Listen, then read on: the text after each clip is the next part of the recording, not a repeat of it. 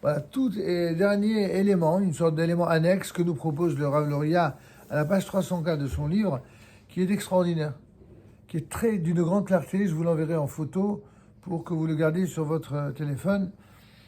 C'est la liste des différents ustensiles et de ceux qui sont, comment dirais-je, sujets à immersion, à mikvé, et ceux qui en sont totalement dispensés. C'est bon à savoir quand même. Et je vous enverrai encore une fois la liste, mais je vous la dis ici par vidéo. Tout d'abord, et par ordre alphabétique, un aiguiseur pour aiguiser un couteau, celui-là, il est totalement quitte d'immersion. Pourquoi?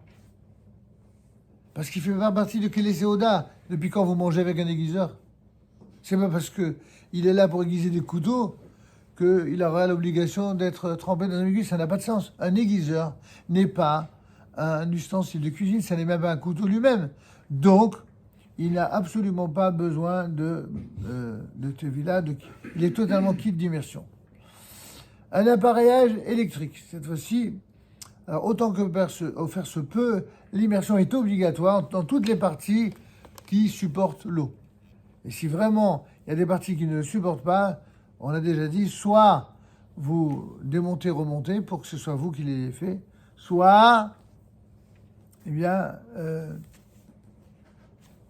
vous l'offrez à un ami non juif pour qu'il lui appartienne à lui et vous lui demandez l'autorisation de l'emprunter, tout simplement. Là, vous avez résolu le problème de la possession. Une assiette, quel qu'en soit son matériau pratiquement, elles sont rarement en bois, hein, même ça existe, mais bon. C'est une assiette, l'immersion évidemment est obligatoire, que ce soit en porcelaine, que ce soit en verre, en ferraille, en ce que vous voulez, c'est vraiment obligatoire. Ok. Une balance avec laquelle l'aliment entre directement en contact, vous savez, genre terraillon. Là aussi, certains la trempent, mais sans bénédiction, parce que c'est pas non plus, vous mangez pas avec la petite balance, c'est juste que vous avez vraiment de la nourriture dedans. Donc certains la trempent sans bénédiction, sous-entendu que certains ne le trempent même pas. Un batteur, vous savez qu'est-ce que c'est un batteur du style, le batteur pour la cuisine, pas la cuisine, oui, pour battre les œufs, ou alors pour la pâtisserie, ou alors même le pain. Vous avez pour battre le jaune d'œuf, etc. Ça s'appelle un batteur. Ben, l'immersion est obligatoire, évidemment. Surtout que la plupart du temps, ils sont en fer. Ils sont pour exposer s'ils sont en plastique, mais a priori, on le fera. Maintenant, le biberon, quand il est en verre, si un biberon de bébé est en verre, il y a l'obligation de l'immersion. Ça existe, même s'il ne court pas à la rue, parce qu'en vérité, c'est assez rare d'avoir un biberon en verre. Hein. C'est encore des gens très, très sprays.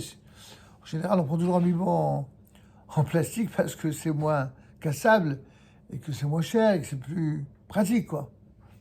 Mais si pour autant on a voulu pour le kiff prendre un biberon en verre, qu'à cela ne tienne, il faut le tremper au mikvé. Et le biberon en plastique, est-ce qu'il faut le tremper au mikvé? Non, absolument pas. Une boîte à pain, vous savez ces boîtes à pain en fer, là, pour entreposer le pain, eh bien certains font l'immersion mais sans bénédiction. Pourquoi? Parce que c'est vraiment le pain que vous allez manger. Et d'autres ne font pas du tout le mikvé. Ça dépend des cas. Un bouchon de bouteille. Vous savez, le bouchon qui vient de remplacer le liège qu'il y a dans la bouteille de vin. Alors, si ce bouchon il est en fer, sans aucune séparation plastique, dans ce cas-là, on le fera. Et si la boisson touche régulièrement le bouchon, dans le cas où la bouteille est entreposée horizontalement, l'immersion sera faite sans bénédiction. Sinon, rien du tout.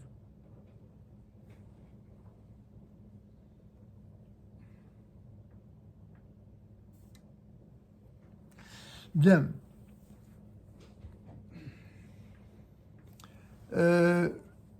Pour une bouteille, quelle que soit la nature, en verre, bon, sauf en plastique, mais en bouteille, en verre, une bouteille en plomb, en étain, etc.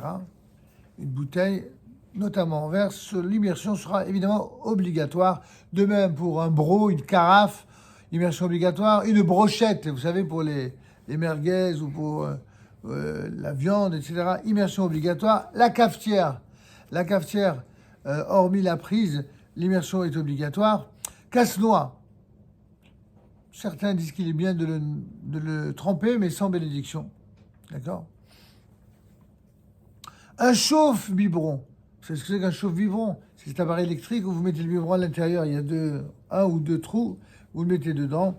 Eh bien, absolument quitte d'immersion. Parce que là, pour le coup, on ne prend rien, on ne mange rien, et même le biberon lui-même, on va le boire dans le biberon, pas dans le chauffe-biberon. Donc le chauffe-biberon n'a pas besoin d'immersion. Le chauffe-eau, la bouilloire, l'immersion, elle est obligatoire. La coupe de qui-douche, là aussi, immersion obligatoire. Le couteau pour l'abattage rituel. Eh bien, pour les Ashkénazes, ils doivent le tremper sans bénédiction. Pour les Séfarades, ils ne sont même pas tenus de le tremper. Pourquoi? Parce qu'en général, vous ne mangez pas la vache comme ça. Donc le fait d'utiliser un couteau d'abattage, ça reste un couteau pour abattre, mais pas du tout un couteau pour consommer. Vous comprenez la nuance? Non? En fait, c'est juste que je comprends pas comment l'aliment il pourrait être cachère par la suite s'il a été abattu par quelque chose qui n'a pas été trempé au milieu. C'est une jolie question.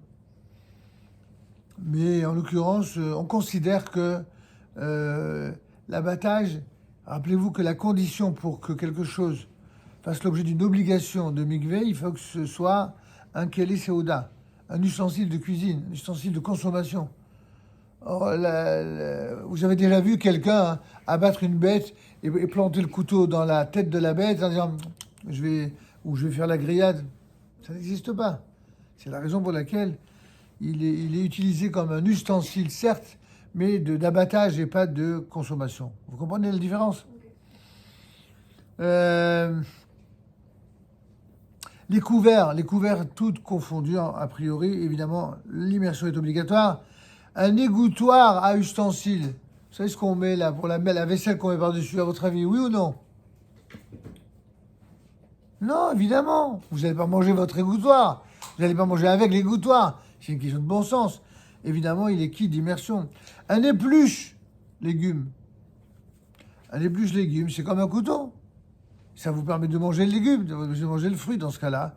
Eh bien, l'immersion est obligatoire, à moins qu'il ne soit réservé qu'aux aliments non consommables quand ils sont crus, comme par exemple des pommes de terre.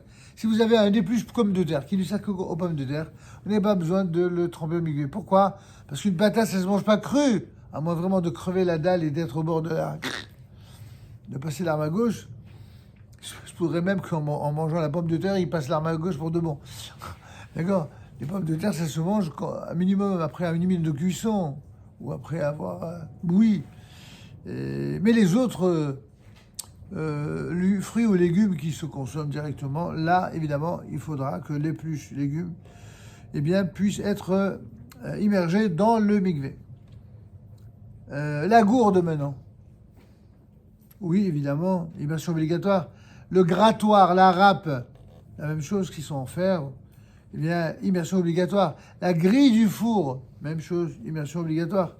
Le hachoir à viande et la hachette pour viande crue. Pour les Ashkénazes, ils doivent les tremper sans bénédiction. Pour les Séfarades, ils ne doivent même pas tremper. Pourquoi pour nous, la même chose? C'est pas, on ne mange pas avec ça. Un hachoir, un mixeur, là aussi, à part la partie électrique, l'immersion est obligatoire. Une louche, c'est pour servir, vous savez, la soupe, ou le couscous, ou la tfina, la shkamba, bref. L'immersion est évidemment obligatoire. La marmite et son couvercle, l'immersion obligatoire. Le moulin à épices. Un moulin à épices, c'est une immersion obligatoire aussi, puisqu'il sert à la consommation. Un ouvre-boîte ou des ouvre-bouteilles. Est-ce qu'on mange avec un ouvre-boîte? Est-ce qu'on mange avec un ouvre-bouteille? Non. On permet de rendre possible la consommation peut-être, mais on ne mange pas directement. Donc vous pouvez acheter autant d'ouvre-bouteilles et d'ouvre-boîtes que vous le souhaitez. Aucune obligation de mikvé pour cela. La planche à couper, quand il s'agit de la planche à couper du pain, des légumes, etc., si la planche est en métal ou en verre, ainsi que les ciseaux d'ailleurs, eh bien l'immersion est obligatoire. À moins qu'il ne soit réservé aux aliments non consommables à l'état cru, comme les pommes de terre, c'est l'exemple qu'on avait donné tout à l'heure. Qu'en est-il cette fois-ci des plaques de cuisson, les plaques de Shabbat? Eh bien, elles sont quittes d'immersion, elles sont là que pour briller de mille feux, pour cuire, et non pas pour être objet de consommation directement. La plaque du four, La plaque du four, il y a de la nourriture qu'on va consommer, donc l'immersion est obligatoire. La plaque en étain sur laquelle la marmite est déposée sur le gaz, là aussi, quitte d'immersion, pourquoi? En début, ce que vous allez mettre dessus la casserole ou la marmite, mais la plaque elle-même, elle ne sert absolument pas à manger quoi que ce soit, donc elle est quitte d'immersion. Enfin, le plateau, ou les plateaux qui sont utilisés par 1001 utilisations directes de nourriture, eh bien l'immersion est obligatoire si l'aliment entre directement en contact avec le plateau en question. Et non si il est séparé par un ustensile, ça veut dire entre lui et le plateau.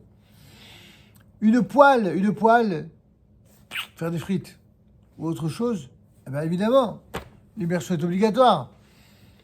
Vous imaginez, manger des frites sans la poêle, c'est pas possible. Donc, c'est vraiment là pour cela. Un presse-ail, d'accord, ça c'est immersion obligatoire. Un presse-citron, une centrifugeuse, tout ça est immersion obligatoire.